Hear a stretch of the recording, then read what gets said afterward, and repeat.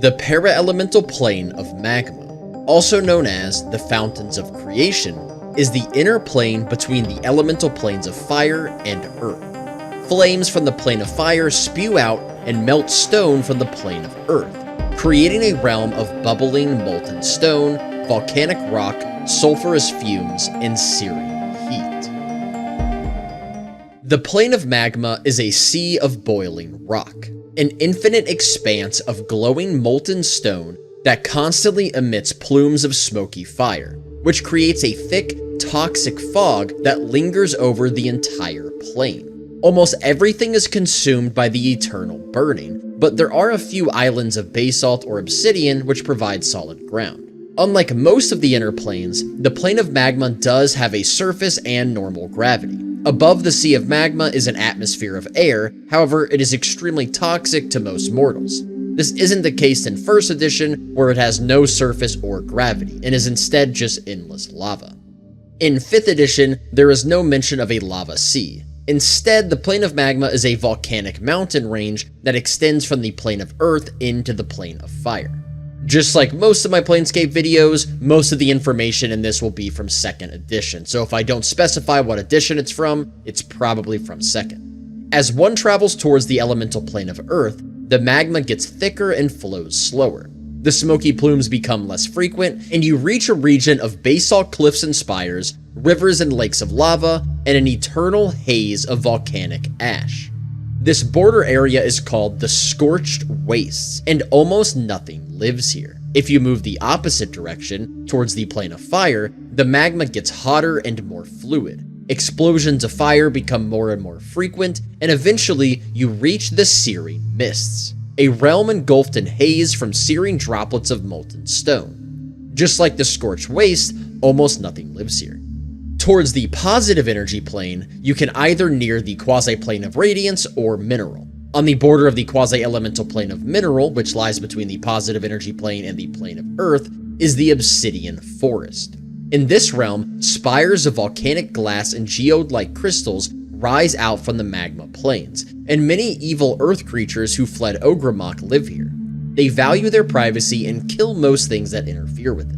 Towards the quasi-elemental plane of Radiance, which is between the positive energy plane and the plane of fire, is the Glowing Dunes, a place of rolling hills.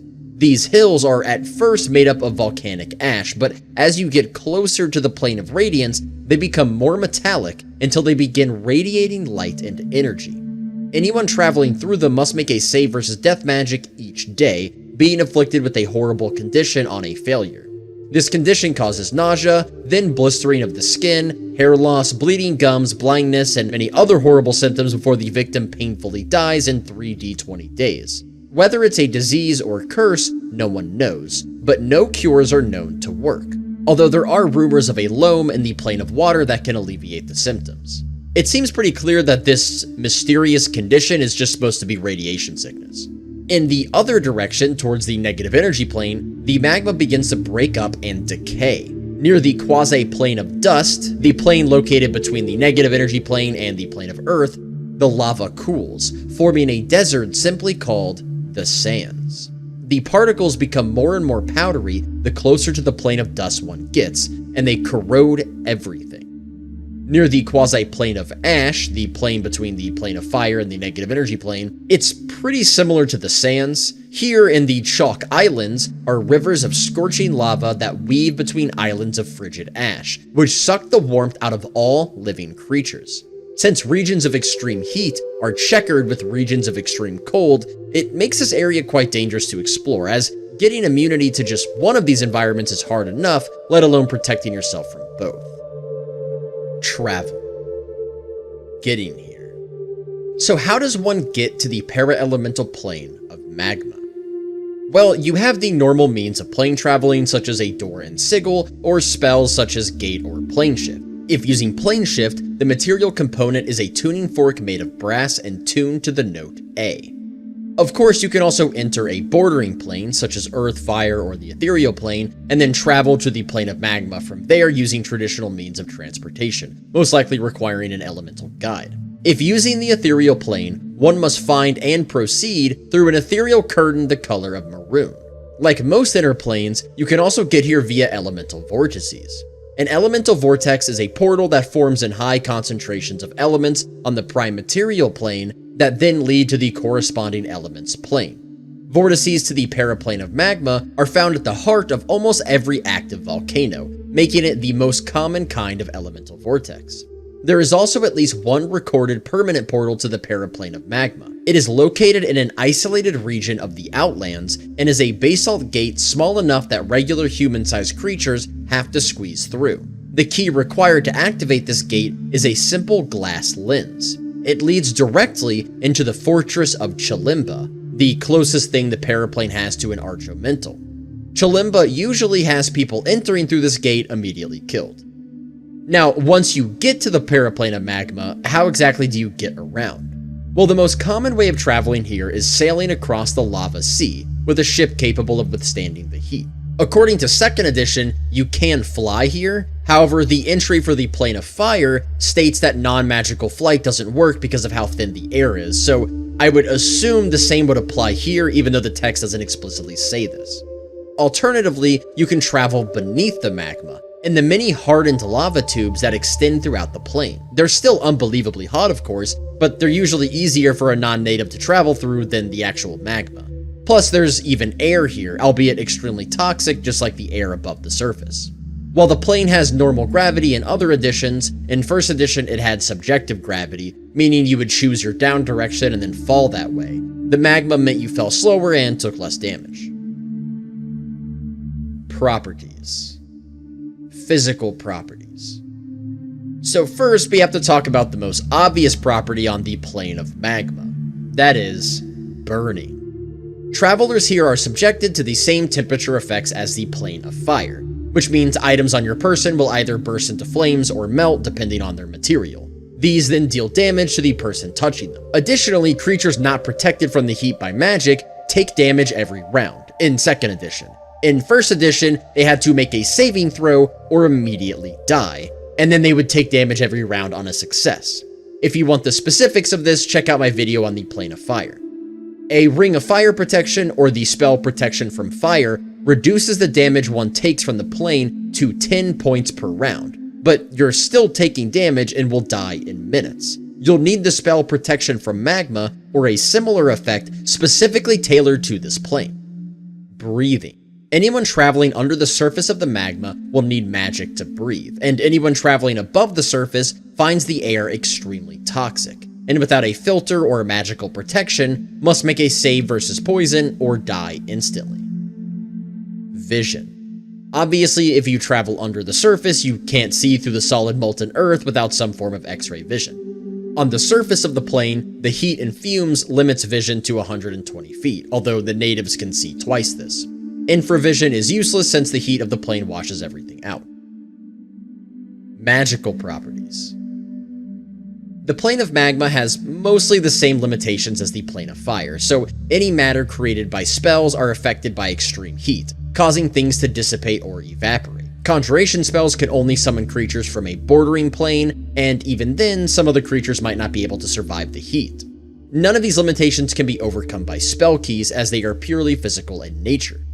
Air magic is diminished, meaning the caster is treated as one level lower and can't cast any of these spells that are higher than 4th level, and water magic just straight up doesn't work, as the water will instantly dissipate. These diminishing effects can be overcome with spell keys, however. Spell keys for the plane of magma are physical objects carved from basalt, obsidian, or other volcanic rock. They must be needle thin and shaped to resemble wisps of flame, requiring extraordinarily delicate craftsmanship, and are easily broken.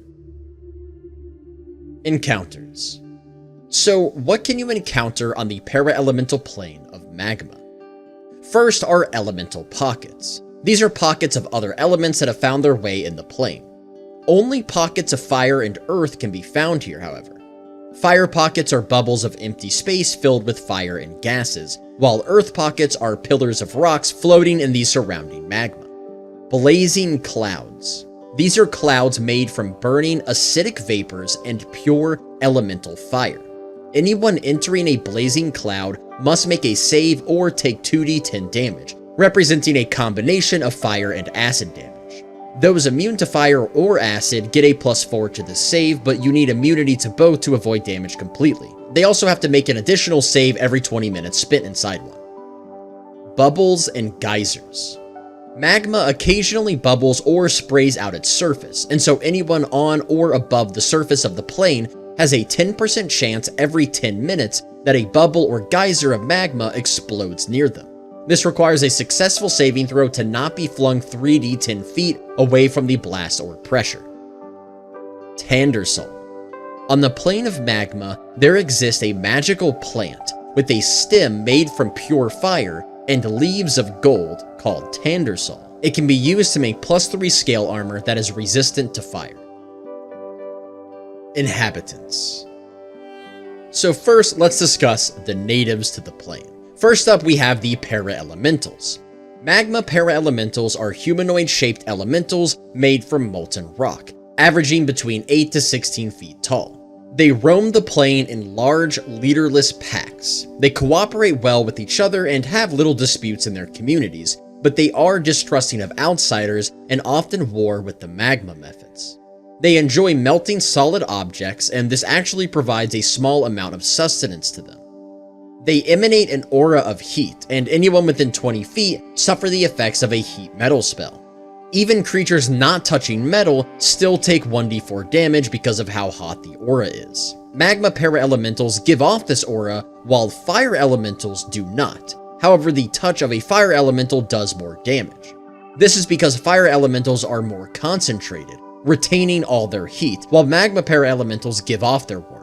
If they take cold damage equal to or greater than their number of hit dice, they are affected as if by a slow spell. Despite being the elemental of this plane, they are not the most dominant race here. That would be the Magma Methods. Magma Methods claim the entire plane of magma as theirs, and the Magma Para-Elementals leave them alone. They are large in number, allowing them to survive the many battles waged against them by the Fire Methods and other races, and they are ruled by Chalimba, the Great Magma Method. Basically, all of the natives despise the Magma Methods. They are the least intelligent of all methods and the brunt of many Fire Method jokes. They can shape change into pools of lava, gate in other methods of a random type, and will harden and move at half speed if submerged in water. However, this also releases poisonous steam, which nauseates opponents. Magmen. These are 3 to foot tall humanoids sculpted of hardened magma and filled with lava. They are chaotic neutral, loving chaos and destruction, and enjoy lighting things on fire, including other creatures, and watching others flee from the flames. However, this is not malicious, as they simply do not understand that fire can hurt other creatures, and their lighthearted and humorous nature leads them to interpret the reactions of mortals as slapstick. They radiate heat and light with flames bursting from them frequently, and if they are left outside of lava for more than 6 hours, they will harden and become immobile. Lava Children. Lava Children are adult-sized, muscular humanoids, but with a childlike appearance, having pinkish whitish skin and permanent smiles on their faces. It is absolutely horrifying. I hate the way these things look, but they're kind of creepy in like a cool way.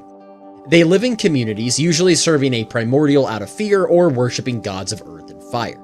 They are not violent by nature, but they do fiercely defend their territories. They live approximately 50 years and produce asexually, laying several eggs in their lifetime, which incubate in molten magma. The parents protect them until they reach adulthood, which takes the same amount of time as humans do. Lava Children eat basically anything not made of metal or stone, but cooked meat is their favorite.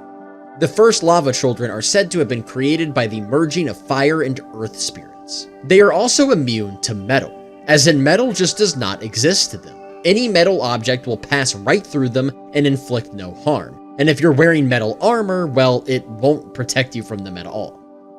Animals. The paraplane of magma has a large number of animentals, which are elementals in the shape of animals, but few actual flesh and blood animals can survive here.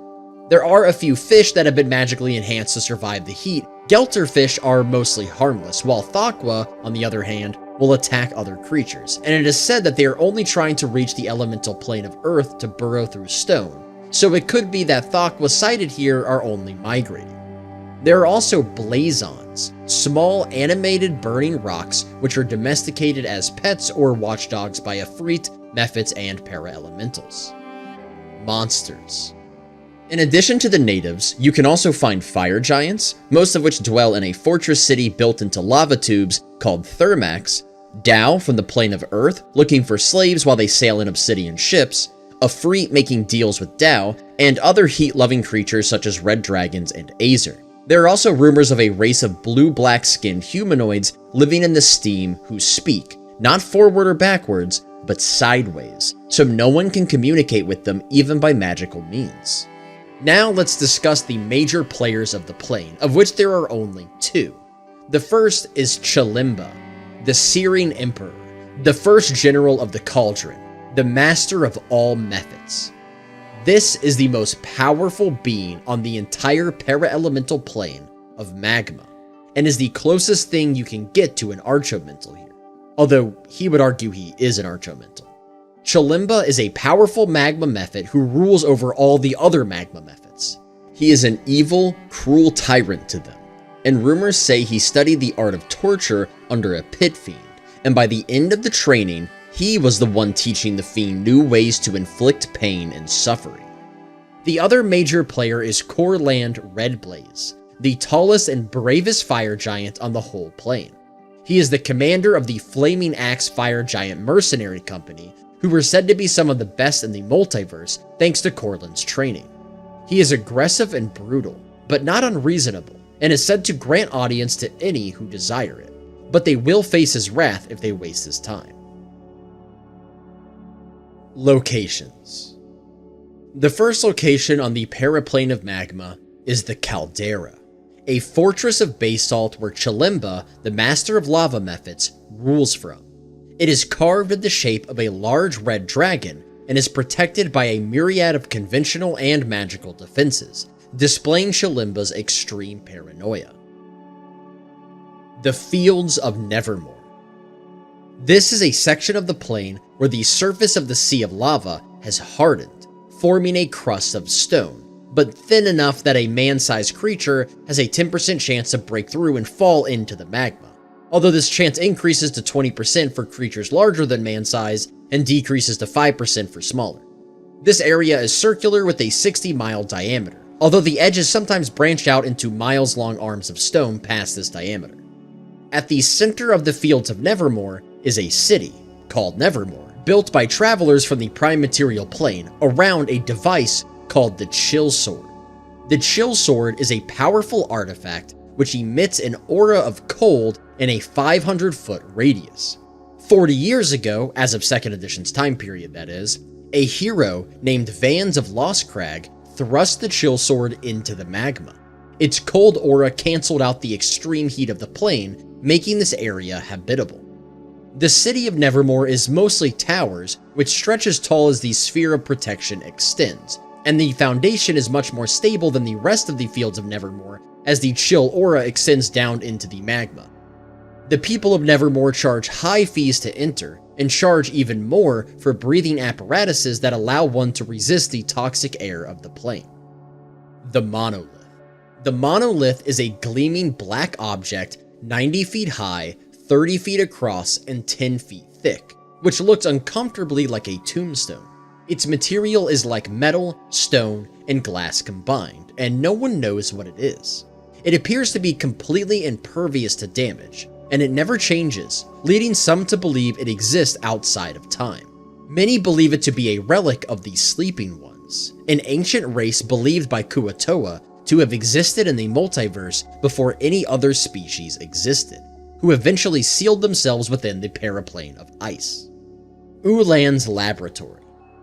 Ulan is a Sul Lich from the planet Oerth, and his laboratory is small and only guarded by a few smoldering golems. No one knows what research he conducts here, but the rumors say he knows more about magic than some lesser deities. Targath's Tower.